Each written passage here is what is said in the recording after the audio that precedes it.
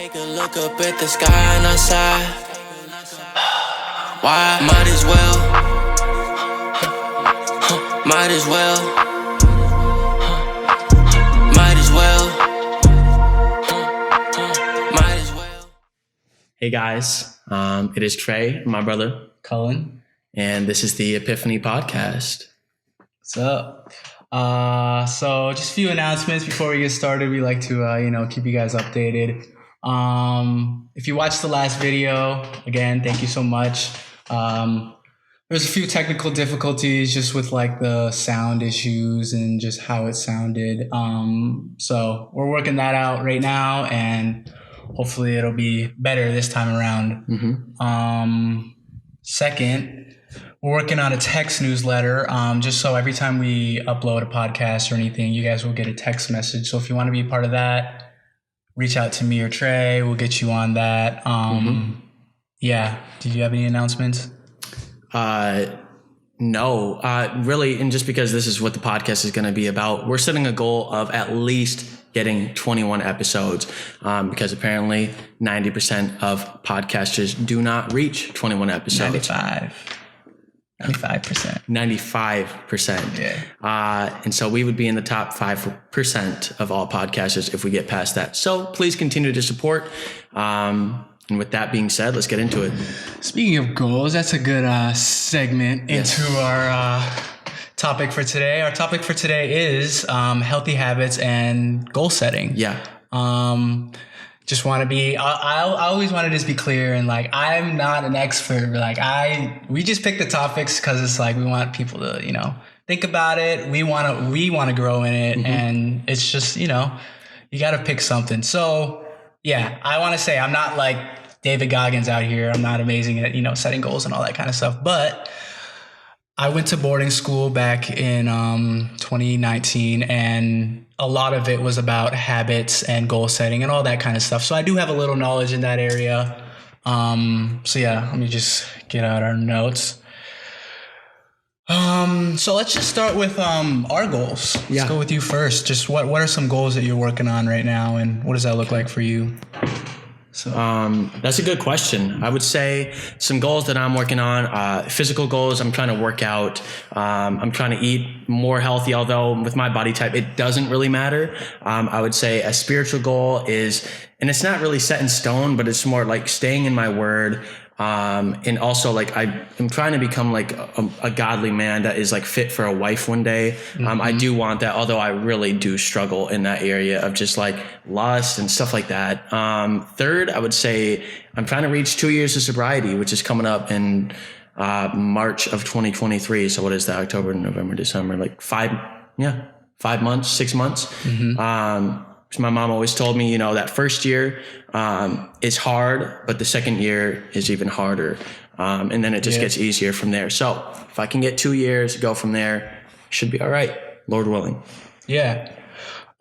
For me, I'll start with physical. Definitely, I've been just on a weight gain journey. I'm up about 20 pounds, but my goal is 175. I started at 135, so I'm at about 150, so I got a little work to do there. Got to keep eating, keep working out. So that's a big one.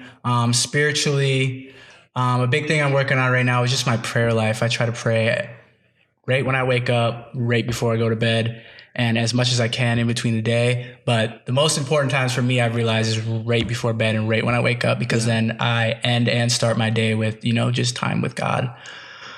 And then this podcast, this is also a big goal for me, just being honest and working through that kind of stuff. And then sobriety, it actually isn't a huge goal of mine. Not that I don't want to stay sober. It's just, for me, what I've really realized is not thinking about it actually helps me a lot more. I feel like that's kind of, there's kind of two types of addicts when it comes to, or recovering addicts, people who like to, focus on it a lot, and people who don't. I think it just helps me more to not. So, and I think I kind of relate to that as far as like, it is a day by day thing. It's not like I wake up every day, I'm like, get to 2 years. Cause what happens when you get to 2 years? Exactly. Well, so I do relate to that. But as far as it is just kind of a foreseeable future of like, okay, just like try and get past this year, and then you can worry about the next, but it is day by day. For sure. Day by day. So yeah, those are kind of some of the big goals for me. just some smaller ones, like family, trying to grow in just my family life. And like you said, I really like that. Just being fit for a wife someday. I really want to get married. Yeah. And I've always wanted to be married young, but who knows what God has in store. But yeah, so I just want to be ready for whatever comes my way. Relating to that, so how do you keep up with those goals? Like, I mean, working out, obviously we work out together, so we have that sense of accountability. But maybe talk about like sobriety and just like becoming a better version of yourself. How are those goals? Like, how do you work on those? I would say, honestly, I'm not the best at setting goals. I think I'm working on it, but as far as like writing down on a piece of paper of like, okay, like a checklist. Yeah. I'm not so good at that. And I think this is good that we're talking about it. Cause again, like you said in the beginning, I'm not an expert. Yeah. But it's something that I want to do because I just know in order for success, you kind of do have to goal set. And I think, I'm so all over the place. Sometimes things just don't get done because of that. Because I'm not saying, hey, I'm going to get this done, then that done, and then we're going to worry about this. I'm more like, okay, I want to get all these things done,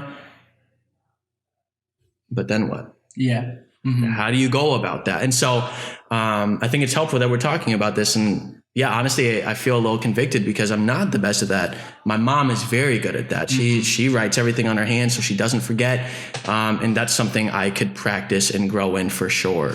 But I would say accountability is a good thing. So I think that's important that you brought that up, like with the working out, like constantly hitting me, hey, you want to work out today? Or if I call you like, hey, are you down? Or just even with purity or whatever it may be. I think accountability and telling someone, hey, I want to get this done. And then they can just be there, not overbearing over your shoulder, breathing down your neck, but just like, hey, are you doing good in this area? And then go from there. So that leads me into my next point. There was actually a study out there by the American Society of Training and Development that says you have a 65% better chance of completing a goal if you commit it to somebody, tell somebody. So accountability is one of the biggest things that helps in goal setting. And just something I learned going back to boarding school, they had us set goals every morning, actually. They had long-term goals and short-term goals, but every morning we would set what we called a SMART goal. I don't know if any of you guys have ever heard of what a SMART goal is, but it's an acronym. S stands for specific. It has to be something very specific, not just broad. I'll get into my example of it after this. Measurable. You have to be able to measure it when you finish it or when when you can do it. A for attainable. It has to be attainable, obviously, which we have a little bit on that later. Relevant. It has to be relevant to you, relevant to what you're trying to achieve. Yep, exactly. And then time-based. You have to, if you put a time on it, you will definitely be more likely to do it. So my example of a SMART goal is my goal of hitting 175 pounds. So it's specific. I want to work out. Like I started out, I just want to work out. I want to get bigger, right? Easy. But I made it specific. I said, I want to get bigger and I want to hit 175 pounds. That's measurable. I'll be able to see on the scale when I hit that. Attainable. I think it's attainable. I do think it's a little ambitious right now just because I've kind of hit a plateau, but we don't need to talk about that. Relevant. I mean, yeah, it's relevant to me. I want to be healthy. I want to, I want to be big, not for like completely aesthetics, but just because, it makes you feel good. Like it's okay to want that. And time-based. That is one area I do struggle a little bit. I did have a time frame, back when I was with my ex, we were working on it together, but I have adjusted that a little bit because like I said, I hit a plateau, but I do need to work on that aspect. But yeah, so I think even for you, just that would help just when you're thinking about your goals, what are the specifics of it? What is it measurable? What does it look like? Becoming better is pretty broad. Yeah. And not to knock on your goals or anything, but yeah, like maybe use that as a help for when you are setting your goals. I needed to hear that. I was actually going to say, like, send me that because that, I like the way that's put. And like I said, I think that I'm the complete opposite. I'm like, okay, I'm going to do this, but then it may not get done because I don't have a time frame in mind. It's like, I will do this. And I think I'm in the midst of life of recognizing that, of like, hey, you do need to just really set goals and stick to it, because I think I'll be very happy looking back. Yeah, exactly. And seeing, hey, I did this. Yeah. Yeah. And that's the thing about goals, you can set these goals and you can always look back and see like, wow, like I really, where I was, especially if it's measurable too, you can see where I was and it's like, wow, now I'm here. Like, this is amazing. Yeah. You know what I mean? So I think just setting goals and all that kind of stuff is really big. But what I want to transition to a little bit is habits. The difference between goals and habits and healthy habits and all that kind of stuff. Do you have anything just you want to say about habits versus goals? Yeah, I was going to say when you had spoke about reading your Bible, or not reading your Bible, but praying as soon as you wake up and then praying as soon as you go to bed. I was going to say that is a very good thing to practice, but I've noticed in my life, my prayer life seems to be not habitual. What is the word? Kind of a routine. Yep. And that's not a bad thing. Yep. But when you're only praying in the morning and praying at night, which is what I sometimes used to do, it became a routine. And I think people can get stuck in that. Yep. I'm not saying that that's you, but that has been me before. But what are some habits that I'm working on? Yeah. Okay. Yeah. I make like my bed every morning. Goals, yeah. That's something, because I remember I listened to like this sergeant speaking. I don't know if it was a TED talk or what, but he talked about making your bed every morning and how even if you have a crappy day, you can at least walk home or come walk into your room with a clean room. Made bed. A made bed, yeah. And no matter how crappy your day was, at least you have a made bed. And that's just a good way of starting your day with order. And then hopefully the rest of your day leads to that. Because you did that, you might feel good enough to take out the trash or wipe down the counters or clean your car or whatever it may be. Yeah. So I would say that is one habit. It's the studio. That's practice for me. Whether I release the song or just get a demo, at least my voice is growing. So making music is a habit, but it's also like fun for me. It's enjoyable. And I think that's important for that too, is like find joy in the things that you do. I don't know. I think habits versus goals is a really, I think people don't not that they don't realize it, but I do get that. I do say that a lot, but I think it should be focused on more, because the thing about habits is it creates consistency. Yes. And when you have consistency in things, you are way more likely to achieve your goals. It's kind of the stepping stone before you reach your goals. Yep. I am a very habitual person. I've realized that I like routine a lot. I do like change, but I also love routine a lot. You know what I mean? It helps me just like, I know what's coming. I know how my week's going to go. I know how this is going to go. I know how that's going to go. And in my addiction, that was a big thing that I didn't have, is no structure. Yeah. And it was just like I remember back in New York, it was like, wake up, what to do today? What are we doing today? I just know, for some people, they can operate well in that. I do believe that. But for most people, I don't think they do. Yeah. And a lot of people might think that they do, but they don't. Exactly. And I think, going off of that, I think they would be a lot more successful and a lot more, they would hit on their goals a lot more if they were more habitual and more consistent in the things that they did. I really like that point about making your bed, because that's something I really don't do. Like I said, I'm a pretty habitual person and pretty put together person. And literally my whole life I haven't done that. And I did a little bit at boarding school. They made us. But I think that's something I need to really grow on. So I'm happy you said that. No, I can't lie. It made a difference. And when I was at phase 2, they made us make our bed. I never made my bed ever. I just didn't see the point. And at some point I just did it and I did it again. And now it's like, it doesn't feel right. And there's times where I've rushed out of my house and I just didn't have time to make my bed. And it was on my mind because it does. It's like if you miss a workout day, or whatever it may be. So I think habits are good. You can create very healthy habits, but we also know a lot of unhealthy habits. Exactly. There's a difference. For sure. Yeah. And I think that's another thing about habits too, is no matter what you do consistently, it will become a habit. Yeah. So if you do the right things consistently, it'll become a habit. But if you do the wrong things consistently, like you said, you can make a lot of unhealthy habits. And that's where a lot of times addiction comes from and all those kinds of things. So I would just say be careful in what you are doing consistently and watch that. Yep. Yeah, let's go a different route. So what are some of the hardest habits that you've realized to create and start? And I can answer too if you don't have anything in mind. Yeah, why don't you start while I think about that? Yeah. Please. I think being a Christian, reading the Bible and taking time for God is it shouldn't be, but it really is a hard habit to start, especially if you've never done that your whole life. I think, especially in the generation we live in, with just phones and all that kind of stuff, I think that takes a lot of your time.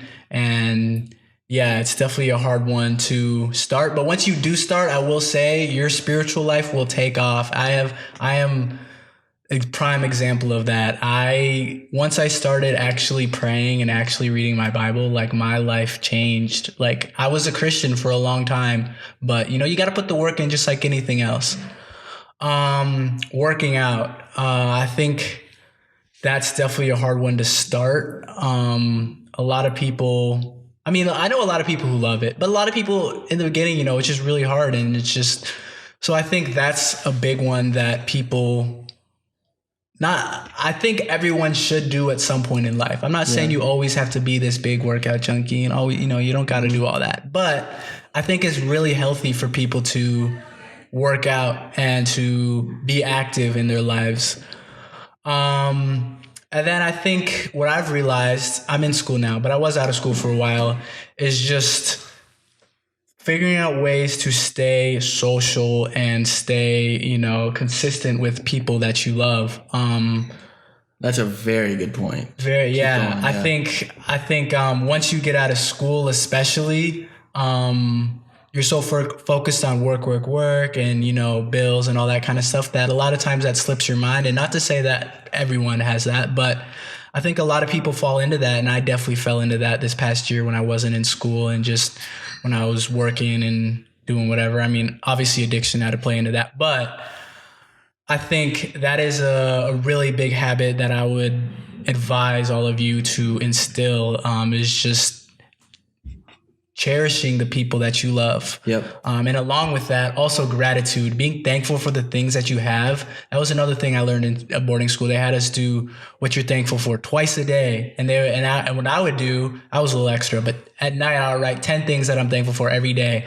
I don't do that as much anymore. I should, but if you're focusing on all the things that you're thankful for and you're realizing all the things that you have and maybe some other people don't have, you are so much more just happy. Like I struggle with depression and I can say even that made me more happier in my depression. Not that it cured it, but it helped a lot because I was realizing I was focusing on the things that I did have. So that's kind of just a good mental note for me, just to remember that I should get back into that habit as well. Have anything? I just wanted to relate to your last point because I was going to make that point myself of like, being there for your loved ones as they've been there for you, if they have been there for you. And that's one thing I really struggle with just with my family, just because for so long I had very disruptive relationships with my family because of my addiction and just trauma. And so now that I'm in a better place, I find it hard to work on those relationships. Not necessarily like, I guess it would be rebuilding, but just to even make it over to my mom's and spend time with the family or whatever it may be. It's like, I just feel like I kind of ruined those, and maybe it's a sense of guilt, shame, or maybe it became a habit that's hard to break. Exactly. I don't know. But that's something I struggle with, but I don't want it to be that way. And so I'm working to change it, but very good point. Very real. Second, is it what habits are hard to break or habits that are hard to build? Either hard to build, but we can do hard to break as well too. Okay. Yeah. I would say, habits that are hard to build. For me, I found working out, I was very excited in the beginning. It's not that I'm not excited now, but to stick with it. Plateau. Yes. Yeah. And I feel myself there now. And I think I've also been busy, but still, it's like, I heard a statistic that the first month is super easy, but the second month people quit. 100%. And I find that true. It is there. And I'm not trying to quit. So we need to get in the gym.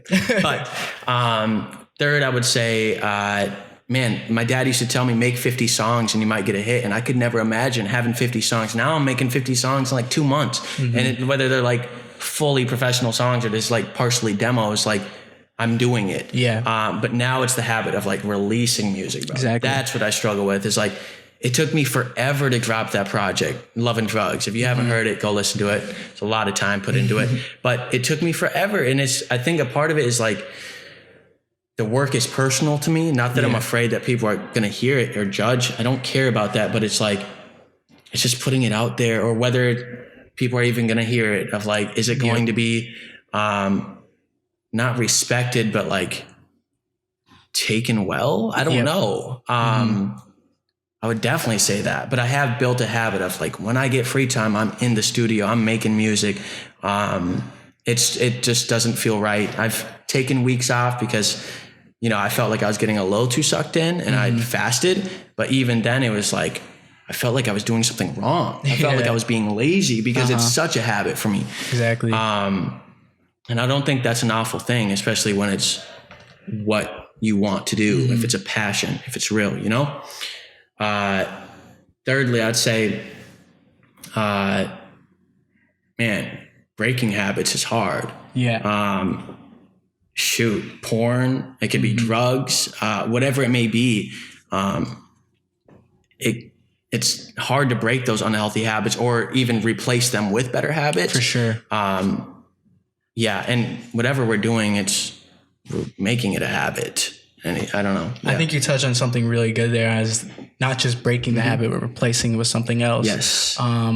That's a huge thing. You know, obviously we're definitely focused on addiction. That's a huge thing in addiction that will make or break your sobriety. If you can't find something that you love, I wouldn't even go as far to say as much, just enough to not do whatever your addiction is. Yeah. You need to replace it with something, because think about it. I was smoking like a lot, like 4 times a day type thing, sometimes more. And it's like, now what do I do with that time that I took out of my life? You know what I mean? You have to like we talked about on the first podcast. What are we going to do on the weekends? You know what I mean? Yeah. We're not going out and drinking and all that kind of stuff. Yeah. You have to fill your time with something else and create new habits to supplement those bad habits. Yes. Going back to what you were talking about, passions, I think that is where that comes in. My passion that I'm starting to get back into right now is photography and video editing. And again, in my addiction, I lost that for a very long time. And it was funny because I always talked about how I thought weed made me so much more creative, but it didn't. It took away from it. It took away my time. It took away my power. It took away my brain, really. And now that I'm back into it, I just remember how much I love it. So it's like recreating or re-sparking that passion for me is just so beautiful and so fun. And now to use it, I'm working in ministry right now. So now to use it for God's calling in my life, to worship God through my art. We had this event this last Tuesday night called Revival Nights. And it was just like, first of all, it was the first event I ever took pictures at. And to take pictures of other people worshiping God, and to take pictures of just to capture those moments and not do it for myself, to not glorify myself, but to glorify God through my art, was so beautiful. Like, I can't explain how much that invigorated my soul, just to like capture other people doing that. And it was like, this isn't for me. Like, I remember there was a point where I was just taking pictures. I didn't even know what I was taking. Like, that may sound bad as a photographer, but I did, but I didn't. It was just like, this is not for me. Yeah. And I think going back to just passions and habits and just like doing that all to the glory of God, if you're a Christian, is beautiful. And it really helps habits. I think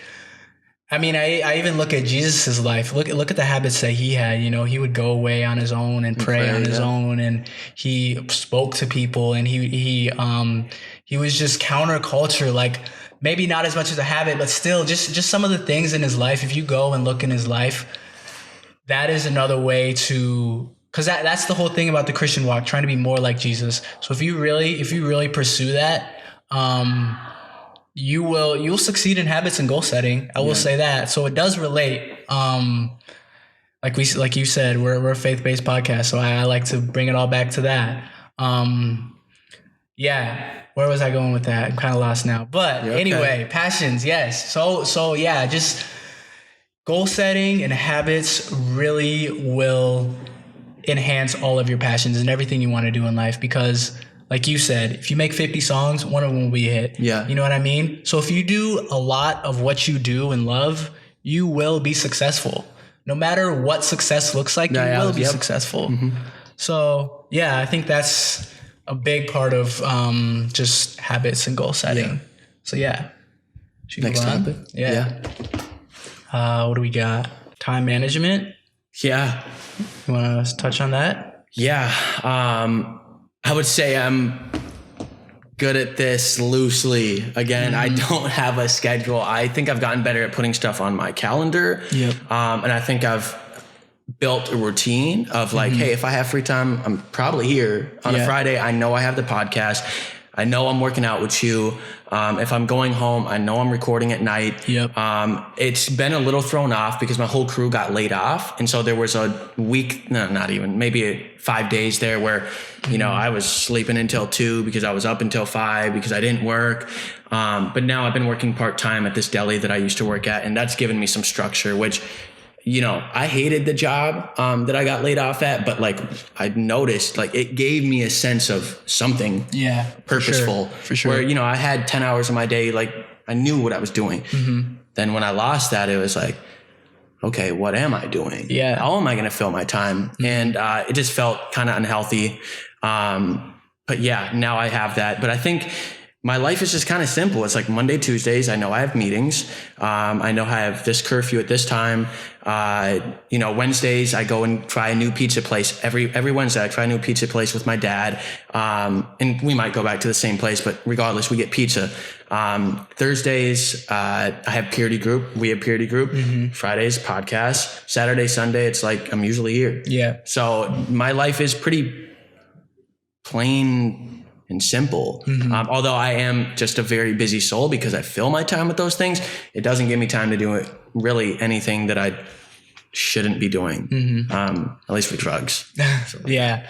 Time management is a huge thing that I've had to grow in. I go back to just being out of school. I'm in school now, online school, but I'll get into that. I have to manage my, like you said, I wasn't working for a while. I had to figure out what I was doing. You know what I mean? And now I do have work, and it's in person and remote. So even then I got to manage my time when I'm at home and editing pictures and all that kind of stuff.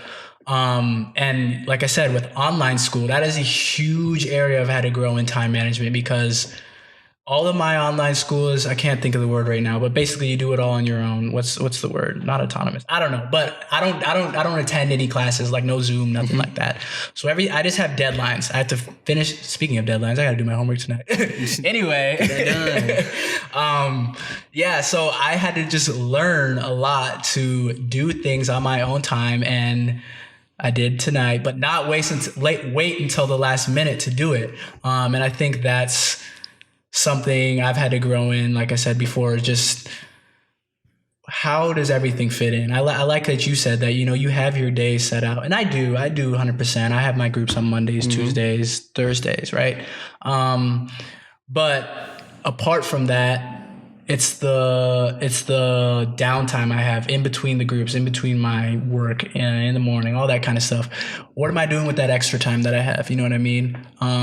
Just going back to the last podcast, social media takes a lot of my time right now, and I didn't have that for a while, and it was really nice because it took away from that. I mean, it gave me a lot more time. Now it's taken a lot of my time, and I definitely need to cut back on it. But all that to say is time management is tricky, and I think something I'm realizing a lot is it adapts a lot. I think you're realizing that a lot with your job, not having that. So you just gotta adapt, and you gotta go with the flow, and you gotta realize that yes, set habits, but be flexible with your habits and be flexible with your time management because things change quick. Yeah. So yeah.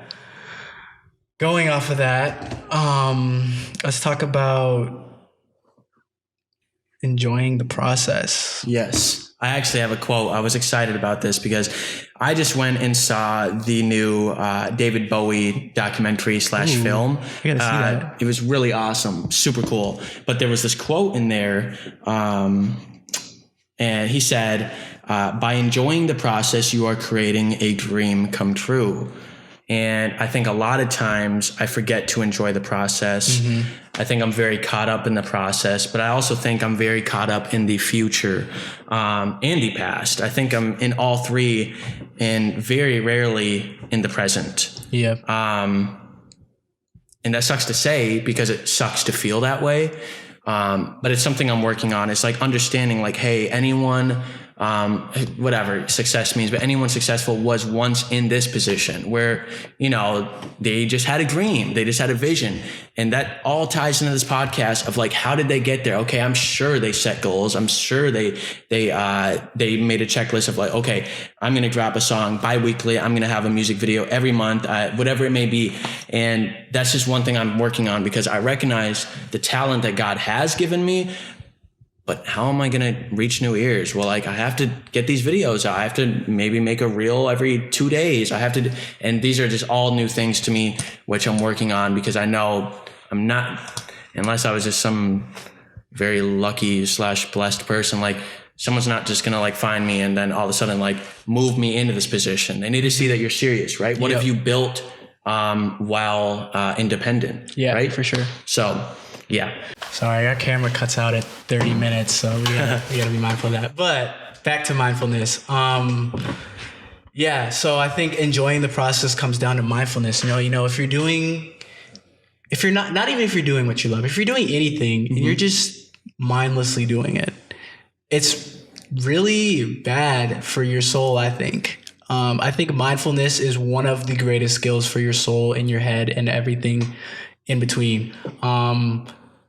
I really try to, in everything I do, especially setting goals and all that kind of stuff, like you said, just enjoying the process and realizing what it takes and realizing, like you said, people have to do this. This isn't just something that I have to do, not looking at yourself as different because you have to do this. I'm trying to think of, I think it's David Goggins who talks about the people who do see it think you're crazy. You know what I mean? Yeah. In the moment before, they may think you're crazy because you're doing all this hard work. You're ditching your friends to do whatever you need to do, and you're waking up early and all that kind of stuff. People are going to think you're crazy, but until they see the results. But if you can do that and you can enjoy the process and not worry about what other people are thinking, it becomes enjoyable.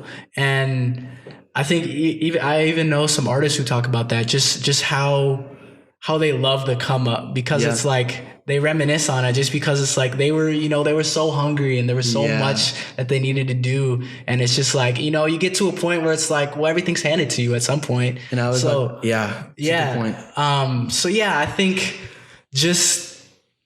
enjoying the process is really, really beneficial for all your passions and everything that you're trying to accomplish. Whatever it is. And just to speak to that, I actually saw it in the David Bowie documentary, but I mean, it scares me because it is very real to me. I mean, Lord willing, I just really don't have a doubt in my mind that I will in some form see success in music or with the podcast or whatever it may be, just like like reaching people. But it scares me that I'll miss these times. Because I know many artists are just crying, even though they have it. They're crying out. They're not happy. They wish that they could go back to their old life. You hear it in the music, like they sold their soul or whatever it is. Like there's a sadness that comes when you do get, it's like seeing the prettiest girl and you get her, but then you don't, like, you're not, what is the word? Satisfied. Satisfied. There's always something else, something else that you want. So you do get the $1 million. Well, there's 2 million out there. Or you get 5 million, but you can't buy what someone who has $10 million has. So you get the 10 million. Well, there's billionaires. It's a never ending cycle. And that's what scares me. And it's another thing of why I got to point it to God. It's like, these things will not fill us. And I think I get caught up in the music a lot of thinking that once I get there, wherever there is, I'll be satisfied. But if I would just be wise and look at the people who have done it and like still shoot themselves in the head or use drugs because they're still thirsting after something, then I would recognize that the only soul-filling thing in this world is Christ. And man, I'm really good at preaching, not so good at taking it for myself though. Yeah. For real. And I can't remember exactly how the quote goes, but like, you know, you don't want to gain the whole world and lose your soul. Lose your soul. Yeah. And I think a lot of people in our generation overlook that 100%, you know, especially with how fast fame and all that kind of stuff is coming to our generation. Like you can literally get famous off of TikTok. You can get famous off of literally 10 seconds, whatever it is. And I think they fail to realize all the stuff that it comes with. And I think you make a really good point just to, I would say, maybe not to be scared of it, but to be vigilant of it and to think about it. I think that's a really good and smart of you to have that in mind, because I'm the same way as well. I really do believe in the things that I do. I believe in this podcast. I believe in my photography skills. I believe that I will do well in school, all those kinds of things. So it's like, I think having that kind of, knowledge and just confidence in yourself is really beautiful, but also knowing the other side of it, that when that does come, you know, what will that look like? Do you get so self-involved in it or sucked into it that like that becomes your God? Exactly. Or you become a God. I think a lot of these people think they are God. 100%. And Kendrick Lamar talks about that in his newest album. I think he went about it in an interesting way, but still he talks about how even the fans worship him as God. And he's not that. We are not that. No one on this earth is a God. And you can get whatever money, whatever power you have, but there is always something higher than you, and you will be judged one day. I know. And that's just the fact of the matter. And other fact of the matter is a lot of these people who are rich and who do have fame and all that kind of stuff, to be blunt, are going to hell. And they'll lose it all and it will be for nothing. And I think I rest assured a lot in just the fact that I have more. There's more to this life than just fame and all that, because I was really focused on that for a very long time. I'm sure a lot of you guys remember my YouTube channel. I just wanted to be famous so bad, but I'm past that. You know what I mean? Like, I don't see success as fame. I do struggle with money a little bit, I would be honest, but you know, I'm less focused on that now, because I know whatever happens, I'll be good. And at the end of the day, I will be in heaven. And that's so beautiful to know. Like, I got this in the last episode. It gives me chills every time I think about that, because it's just like, I'll be good. Everything will be okay. And I could look it up. Maybe you can post in the description. I'm going to botch this, but Paul talks about that. I don't know if it's in Romans, but he says, I have had much and I have had Philippians little. 4:13. Yes. And in both things, I count everything as loss. Right. And that's the type of spirit I want. I want that. Because I think, coming from the background that I have come from, there is a thirst for these things, of more of like a big house or like whatever, fancy cars or nice clothes, or just like not having to worry about swiping my card at a gas station. Right. Like, I want those things, but maybe Christ has given me that so that I can rest in him and know that he will provide. But if I gain all this fame and fortune, then maybe I think I can provide on my own. Exactly. And so, you know, maybe I don't see as much success as I expect in these things. Maybe my ministry is like each person I meet, and sharing a testimony, or maybe I'm a school teacher. I don't know. I just want to be happy in whatever I do. And I just trust that God puts me in the position, because maybe he knows I couldn't handle it. and maybe he gives those people away to their passions. Yeah. The Bible talks about that too. For sure. And that's a scary thing. Yeah. 100%. So I don't want to be one of them if that's what it's worth. Yeah, definitely. Yeah, we're just going back to goal setting and SMART goals. You know, we talked about attainable goals. One of the points we wanted to just touch on is just rational goals versus irrational goals. Yes. That kind of goes back to kind of this whole fame thing we were talking about a little bit. It's just like, how can you set rational goals versus irrational goals, and what does that look like? I think, like we just said real quickly, just like, I want to have a Lamborghini by next month. Yeah. You know, stuff like that. Yeah. It's not very. I mean, yeah, maybe, but. Come on, let's be real. Yeah, exactly. Right? Like, I think there's a lot of people out there who are very ambitious. I'm definitely very ambitious. Yes. And the more I've grown up, I've realized that ambition can be a downfall, 100%. Detrimental. So yeah, I think, like I said, just relating to fame, I also don't think that should be a goal. Yeah. I think that should be a side effect of maybe some of your goals, but I think especially if you have a goal of just being famous, like, what is that? What does that look like? You know, in a sense, that's almost an irrational goal, because what does fame look like? You know, you can look at freaking, I don't know, whoever, and it's just like, you know, maybe they have 1 million followers, maybe they have 10 million followers, whatever. But that's another thing that's just like, I guess that would go more under the broad category is what I'm trying to say. But yeah, and do those people with 1 million followers have like people who actually love them? Exactly. Did they find a girlfriend after they're famous and that person just wants them for money? Mm-hmm. Do they have real friends? Like, you know, so I mean, there's scary stuff that comes with that. And I think there was this interview with this woman who was like, you know, fame used to be the byproduct of success. Mm-hmm. But now people are literally like, that's all they're chasing after is the fame. Exactly. And some people will do anything for the fame. Oh, and you see it. Yeah, we see it. Like, yeah, it gets dark, it gets deep. And I think that is what Satan is hanging over this world right now, at least America.